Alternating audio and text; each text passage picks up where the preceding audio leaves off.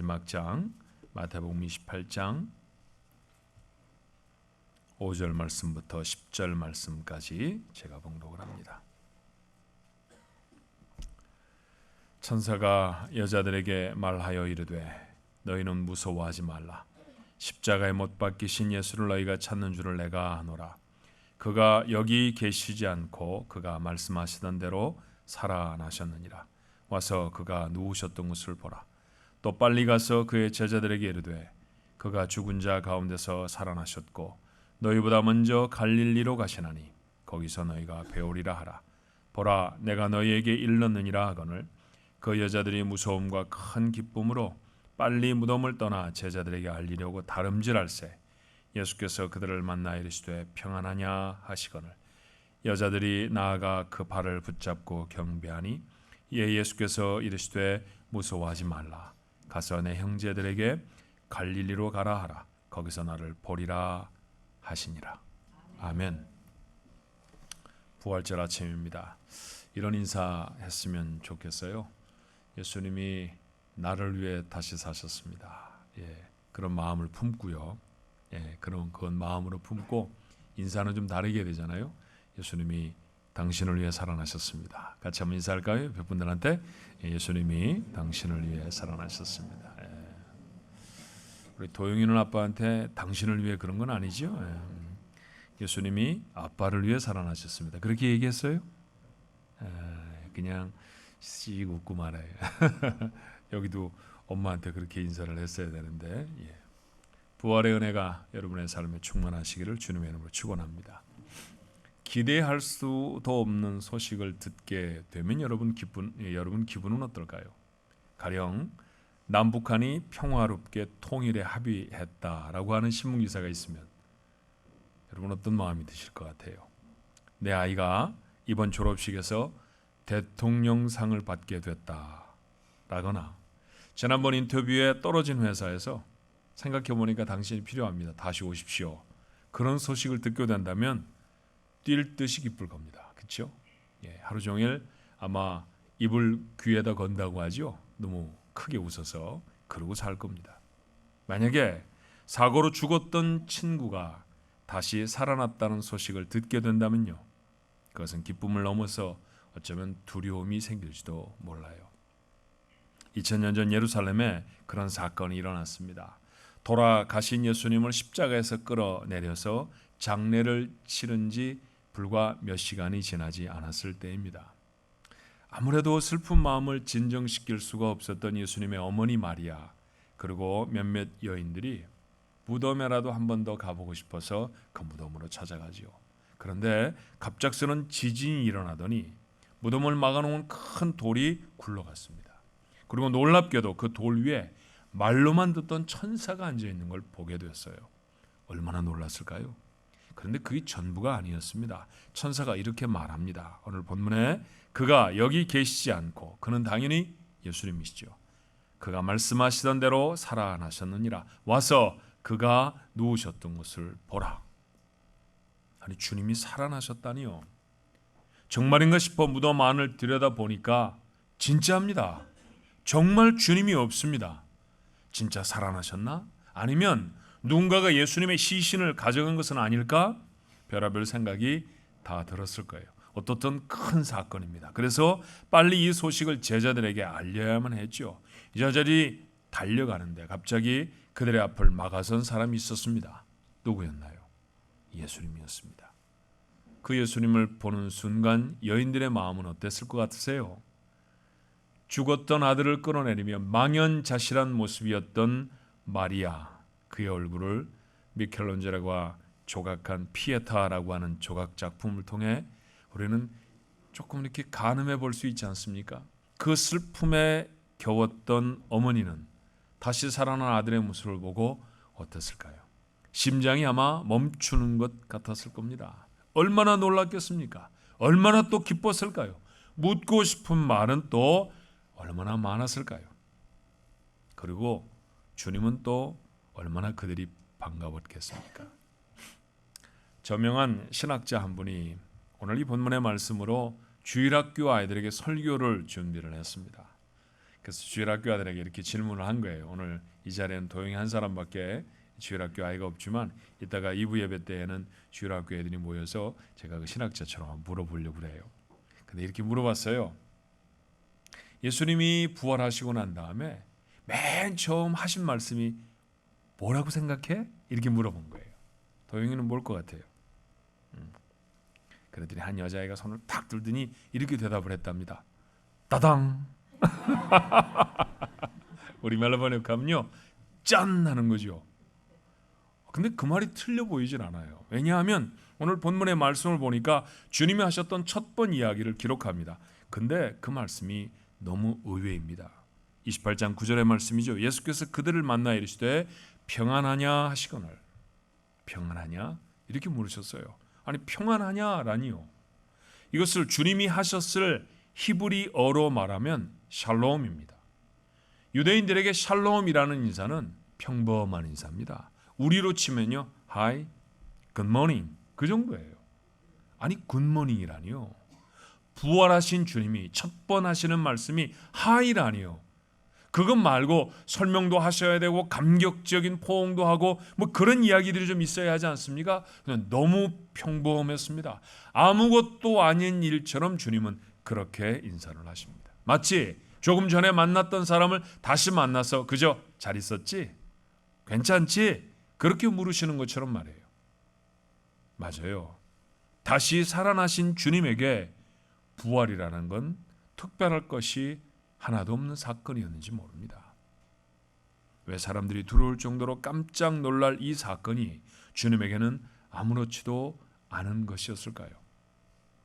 그 중요한 이유는 주님이 늘 부활하실 것을 이미 말씀하셨기 때문입니다. 마태복음 16장 21절의 말씀을 여러분은 기억하십니다. 자, 가이사라 빌립보 지방을 지나갈 때 예수님이 물으시는 질문으로부터 시작됐던 얘기죠. 세상 사람들이 나를 누구로 하느냐? 이 말 저 말을 옮깁니다. 그런데 너희는 나를 누구라고 생각하느냐? 그때 베드로가 나서서 했던 말이 이런 것이었죠. 주는 그리스도시요 살아계신 하나님의 아들이십니다. 몇 점쯤 주는 대답이었을까요? 100점이었습니다. 너무 확실하고 정확한 답이었기 때문에 주님은 그를 칭찬하시죠. 너 이거 알게 하니는 하나님이 알게 해주신 것이다. 그리고 그 대답, 그 고백 위에 내가 교회를 세울 것이다.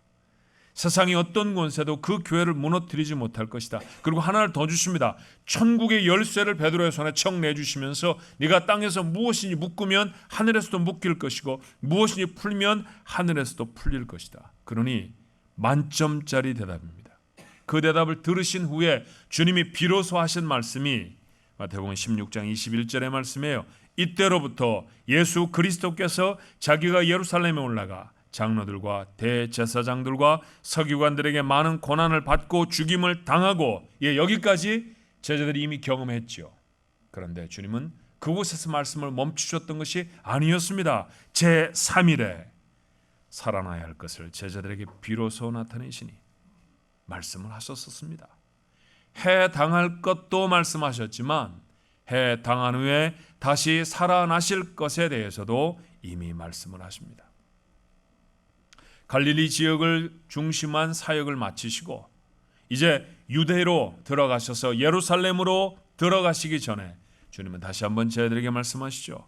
마태복음 20장 17절로 19절에 이렇게 기록되어 있어요. 예수께서 예루살렘으로 올라가려 하실 때에 12 제자를 따로 데리시고 길에서 이르시되 보라 우리가 예루살렘으로 올라가노니 인자가 대제사장들과 서기관들에게 넘겨짐에 그들이 죽이기로 결의하고 이방인들에게 넘겨주어 그를 조롱하며 채찍질하며 십자가에 못 박게 할 것이나 그대로 있었던 일이었죠.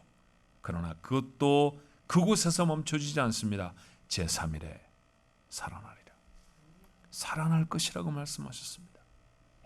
조금 전에 우리가 나누었던 것처럼 주님이 마지막 만찬을 제자들과 함께 하시고 난 다음에 한 번 더 말씀하시죠. 마태복음 26장 32절에 그러나 내가 살아난 후에 너희보다 먼저 갈릴리로 가리라. 예수님의 삶에서는 죽음이 한 번도 끝인 적이 없습니다. 다시 살아나실 거라고 말씀하셨습니다. 그리고 말씀하신 대로 짠 하고 살아나셨습니다. 그러니 주님은 다른 말씀을 하실 까닭이 없었어요. 야, 정말 어려운 일이었다. 정말 대단한 기적이지? 그런 게 주님에겐 전혀 필요가 없는 것이었다는 것이죠. 주님은 너무도 여러 번 부활하실 것이라고 말씀하셨기 때문입니다. 정녕 문제는 어디에 있었느냐 하면 이 엄청난 일을 기억하지 못하는 사람들에게 있었던 것입니다. 예수님은 말씀하신 대로 죽음을 깨뜨리고 다시 사셨습니다. 주님은 말씀하시면 그대로 이루시는 분인 줄로 믿습니다. 부활의 사건을 목격하며 말씀하신 대로 살아나신 그분을 보며 소망을 하나 갖게 되지 않습니까? 우린 이런 말씀 기억하죠. 요한복음 14장 14절에 주님이 직접 하신 말씀이에요. 내 이름으로 무엇이든지 구하면 내가 행하리라. 내 이름으로 무엇인지 구하면 내가 행하리라. 아예 백주수표를 주시는 것처럼 어떤 것이라도 다 이루어 주신다는 말씀입니다. 주님 안에서는 불가능한 것이 없다는 말씀 아닙니까? 우리가 살아온 시간 참 힘겨운 시간입니다. 그래서 우리는 늘 죽을 것 같다 그 입에 달고 살지요. 그런데 죽음을 자기 말씀대로 깨뜨리고 다시 살아나신 바로 그분이 우리에게 약속하세요. 내 이름으로 기도하면 무엇이든지 들어줄 것이다. 살아날 것이다 말씀하신 대로 살아나셨죠. 주님은 이 말씀도 이루실 줄로 믿습니다. 이것이 부활을 믿는 자들의 믿음이에요. 바울은 이렇게 말합니다. 고린도후서 4장 8절로 9절에 우리가 사방으로 우겨쌈을 당하여도 쌓이지 아니하며 답답한 일을 당하여도 낙심하지 아니하며 박해를 받아도 버림받지 아니하며 거꾸로 뜨림을 당하여도 망하지 아니한다고 말이죠. 예, 바울의 삶이 그랬습니다. 이것이 또한 우리의 삶입니다. 사방으로 우겨 쌓입니다. 답답한 일을 당하기도 하지요. 박해를 받기도 하고 감당할 수 없는 공격에 거꾸로 지기도 합니다. 그런데 여러분, 바울은 뭐라고 말하던가요? 우리는 그 우겨 쌓임을 돌파할 수 있습니다. 낙심하지도 않습니다. 버려지지도 절대로 망하지도 않을 것입니다. 이유가 뭔가요? 바울의 말로 다시 확인해 볼까요? 조금 더 몇 절을 내려가 보면 그런 고린도후서 4장 11절 같은 맥락에 같은 문단 안에서 이렇게 말합니다. 우리 살아있는 자가 항상 예수를 위하여 죽음에 넘겨짐은 예수의 생명이 또한 우리 죽을 육체에 나타나게 하려 함이라. 주님이 살아나셨다는 거죠. 살아나신 예수님의 생명이 내게 있기 때문이라고 말합니다. 수많은 종류의 어려움들이 그에게 있어서 정말로 죽은 것 같아 성 밖에 내어 버렸던 적도 있었지만 그렇지만 망하지 않았다는 거예요. 까닭이 뭐냐 하면 망하지 않게 하리라고 하시는 예수님의 말씀이 있어서 그 말씀을 이루시는 삶이 자신의 삶이었기 때문이라고 그는 말합니다. 주님이 다시 살아나셨다고 하는 부활의 신앙이 분명한 바울은 세상에서 당하는 모든 고난에 그러므로 두려움이 없습니다. 이것이 부활 신앙의 능력입니다. 오늘 부활절 아침에 우리가 가져야 할 믿음인 줄로 믿습니다. 말씀하시면 그 말씀대로 죽음도 깨뜨려 버리신다는 것을 보이시기 위해서 오늘도 힘겨운 삶을 살아내는 우리와 함께 하시기 위해서 주님은 다시 살아나셨습니다. 그리고 우리에게 승리를 약속하십니다.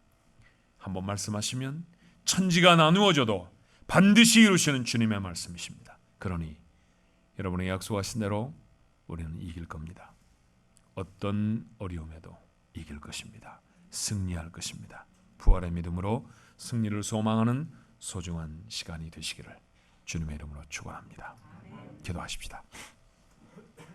부활절 아침입니다.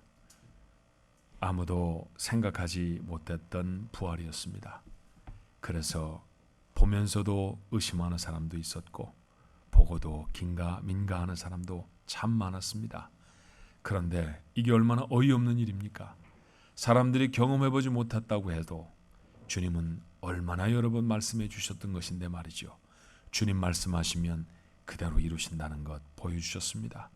죽음이라고 하는 사람이 도무지 건너가지 못할 것 같은 그 어려움도 주님은 말씀하심에 깨뜨리고 이겨내십니다. 그 주님이 약속하십니다. 내 이름으로 구하면 이룬다. 나와 함께하면 이길 것이다. 그 말씀도 이루어 주실 줄로 믿습니다. 우리가 얼마나 고단한 삶을 살아가는지 다 아시는 주님, 그 삶을 격려하시고 그 삶을 이기게 하시기 위해 주님 살아나셨고 지금도 나와 함께 하시는 줄로 믿습니다. 성찬에 참여한 우리 주님의 죽으심을 기념하는 떡과 포도즙을 마셨습니다만 그것이야말로 주님이 나와 함께 하신다는 사실을 확인하는 예식 아닙니까? 그 함께 하시는 하나님 때문에, 함께 하시는 예수님 때문에 이길 것입니다. 승리할 것입니다. 죽음을 깨뜨리고 다시 살아나신 그 주님을 믿듯이 우리의 승리를 확신하며 우리의 남은 때를 살아내는 우리 가족들이 되어지도록 축복하여 주시옵소서. 죽음을 깨뜨리고 다시 살아나신, 그리고 지금도 우리와 함께 하시는 예수님의 이름으로 기도하옵나이다. 아멘.